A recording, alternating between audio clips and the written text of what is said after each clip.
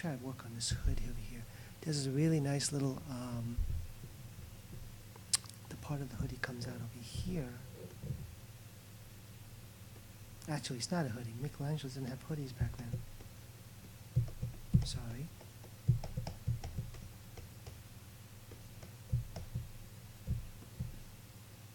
And then we have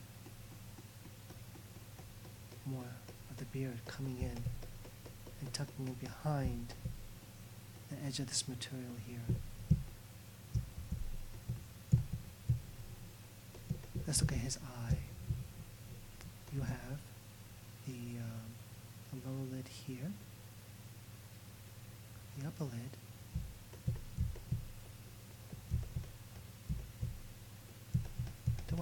I don't want this to get too dark. I know it's dark in the photograph, but I'm trying not to get too dark.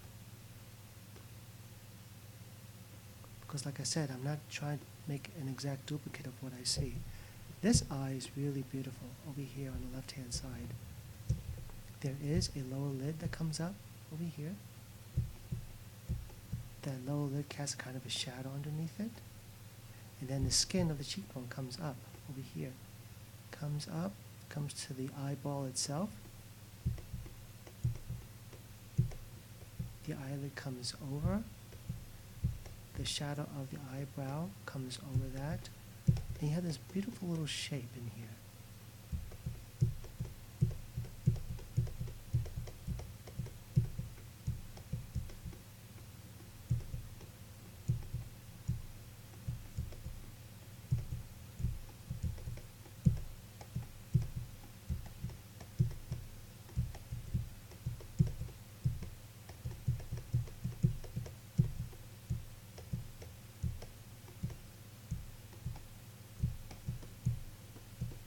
Let's zoom out.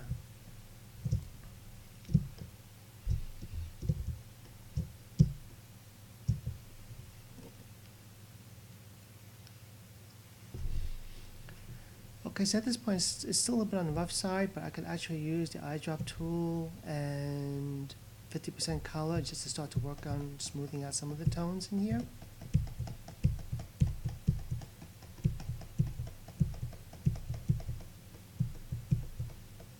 And this is the part where the blending exercise comes in handy, because if you really worked on eye sampling and painting, you can develop these transitions and allow the roughness of the openness of the brushstroke to add an interesting surface.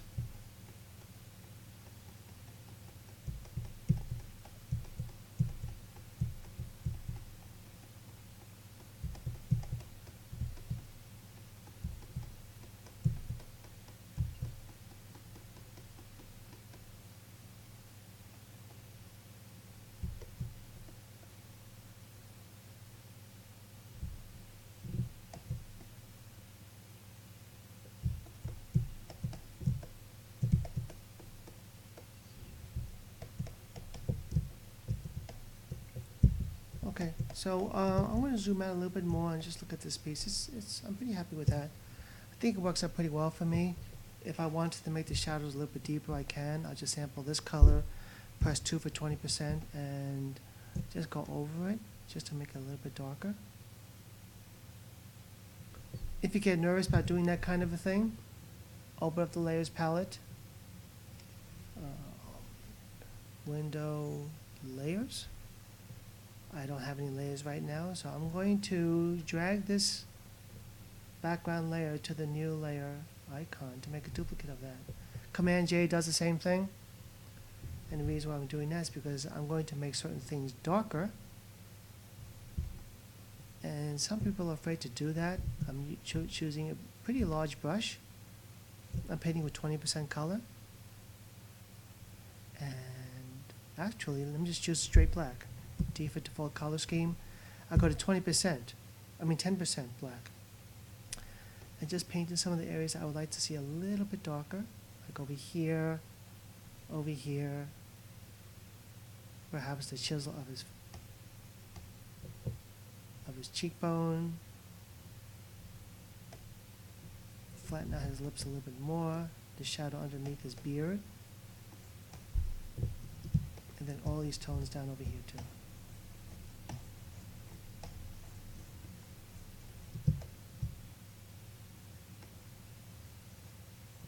And the reason why I'm making a new layer is because a lot of students might be intimidated or not a little bit shy about making certain things darker, especially going across the face, because you feel like you're going to lose the drawing. But when you do it on a background copy, you can actually just see how it looks like before and after. And then you'll see that the tones I'm adding, for me at least, it's meant to highlight the cheekbone, what happens with the light, and then the light inside the forehead, and making everything else darker except for the parts that would be the highlights. The top of the hoodie, the top of the skull, the head, and I'm toning down everything else. If you like the idea, but maybe if you feel like you may have overshot it, then you could certainly just change the opacity of the layers, like maybe like 50%. And then if you like that new version, then you could go to Select All, copy the composite of these two layers at the same time, Edit, Copy Merged, and then paste it, Edit, Paste. That new layer, layer 1, becomes the composite of the background layer, which is where we added the tones, and then the background itself. We don't even need this anymore, so we can throw this out. So the next thing I'm going to do is I'm going to actually work on tones, because you have to use that warm and cool, and there are shadow parts of this, and there are parts of this figure that's also in light. And the shadows, I would like for you to use a cool gray color, and then for the lights you can use the warms. So what I'm going to do is I'm going to rename this layer, and I'm just going to call it the shadows, and I'm going to tone this slightly by going to Image, Adjustment, Hue Saturation.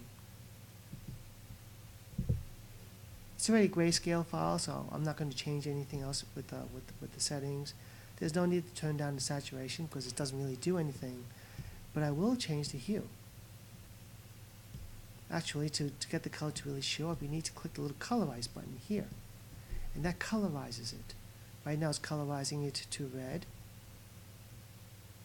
to yellow, to green. I'm going to move over to the blue side now.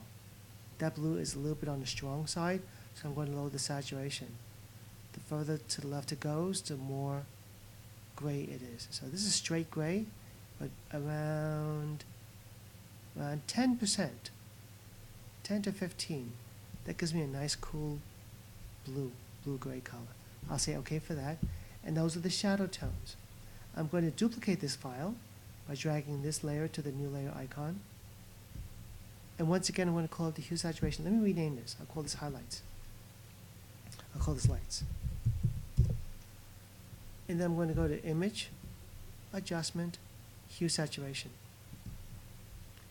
Once again, I'm going to colorize it, but this time I'm going to colorize it to the warm side. You don't need a lot of saturation, just like before. You can keep it to be around 10%. Maybe 12 is fine.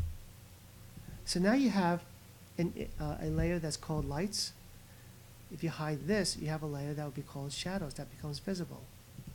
So the next thing you want to do is you want to open up and make visible the light layer, and you're going to use the eraser.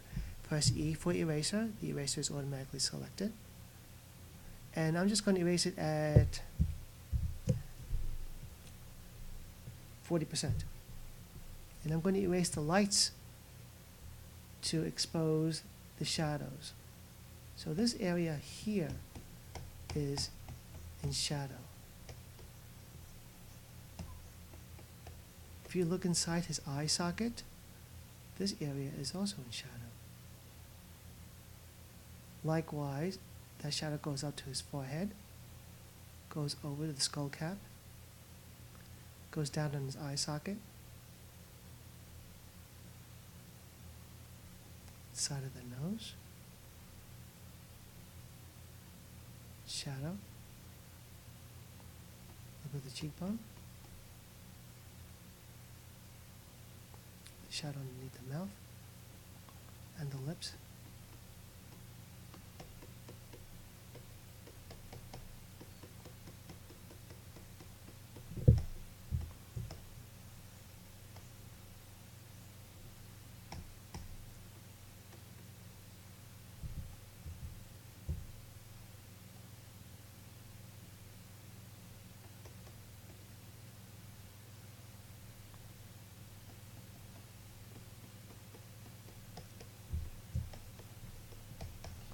And all those I'll just put in shadow.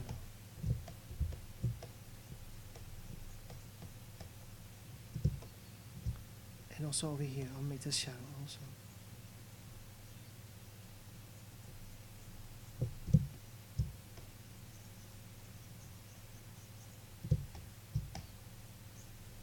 So by making the background cool, keep it in the foreground areas that are light, that are lit, warm, you start to have an interesting warm and cool contrast. It's not perfect. Let me just hide the shadow layer. That's what we won't up doing. We won't be erasing all of these things where the shadows would be.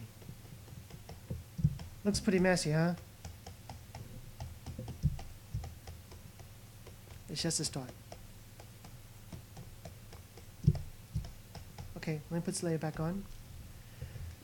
So I'm going to combine both of these layers now. I don't even need to have such a strong separation.